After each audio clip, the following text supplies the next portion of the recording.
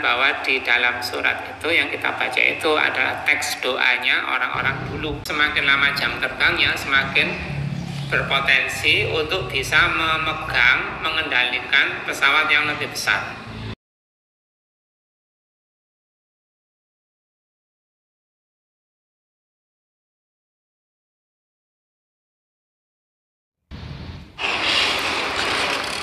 Dan kemarin kita sudah agak panjang tentang penyampaian lafal azan ini, Allahu Akbar dan asyhadu an la ilaha illallah.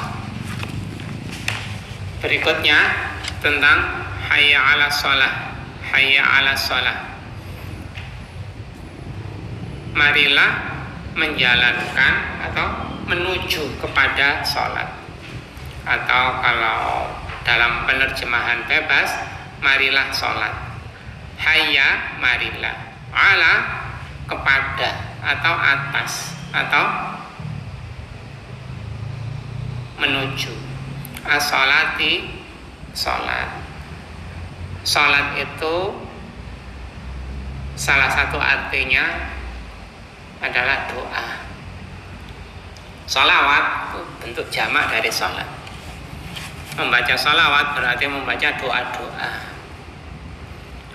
Yang sering dikonotasikan sholawat itu ya doa atas Nabi Muhammad SAW, diperuntukkan untuk beliau. Kalau beliau sudah diyakini sebagai orang yang tidak butuh doa, tidak butuh didoakan, insya Allah tidak akan masuk neraka, tidak akan celaka. Tapi kok didoakan, maksudnya agar kita dengan mendoakan beliau itu kita mendapatkan apa yang kita ucapkan.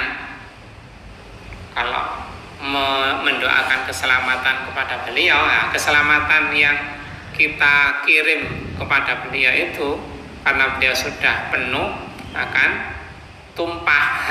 Nah, tumpahannya itu untuk kita. Sholawat adalah jamak dari sholat. Kita diajak untuk menuju sholat, diajak untuk menuju berdoa. Di dalam sholat itu banyak kalimat-kalimat atau jumlah yang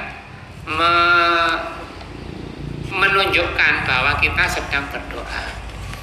Pas kita ruku, pas kita sujud, pas kita terutama di duduk antara dua sujud, di tahiyat awal, tahiyat akhir, itu banyak sekali doa-doa yang kita ucapkan. Bahkan surat Al-Fatihah itu yang dibagi menjadi dua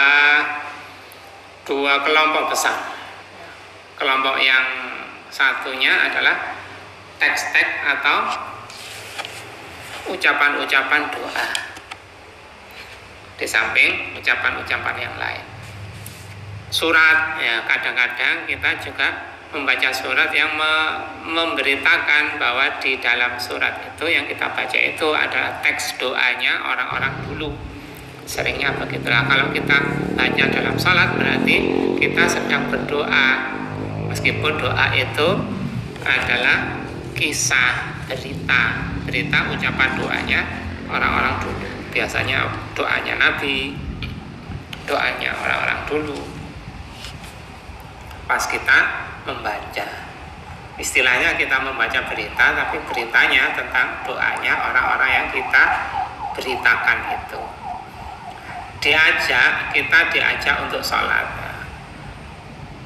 Kecenderungan aslinya semua manusia lupa akan kewajibannya, lupa akan kebutuhannya, lupa akan ada bahaya yang menghadang di depannya. Sudah tahu tapi lupa. Ini panggilan ini, ajakan ini adalah untuk mengingatkan kembali. Jadi kita kalau pas pengajian atau materi-materi dalam pelajaran, materi-materi dalam macam-macam ya, diantaranya apa yang disampaikan di YouTube itu, di medsos itu seringnya diulang ya. Kita jangan ogah, jangan enggan kalau ada pengulangan. Sangat sering, sangat banyak syariat yang mengajarkan, yang memutuskan untuk diulang-ulang. Termasuk sholat ini, bacaan sholat ini yang kita ulang-ulang minimal 17 kali sehari, sehingga sudah menjadi darah daging. Nah, disitulah disebut sebagai jam terbang, seperti pilot. Pilot itu kalau semakin lama jam terbangnya, semakin berpotensi untuk bisa memegang, mengendalikan pesawat yang lebih besar. Kalau jam terbangnya kecil, pendek, rendah, pesawatnya yang diizinkan pesawat kecil-kecil. SIM B1, SIM B2 itu diperuntukkan bagi orang yang lebih berpengalaman tinggi, lebih sering mengulang-ulang nyetirnya, sehingga diberikan kepada mereka. Kalau belum banyak pengalaman, SIM A. Begitu. Itu dalam hidup itu memang ada isinya ya, pengulangan. Orang yang nggak mau mengulang itu nggak nyunah atau keluar dari hukum alam.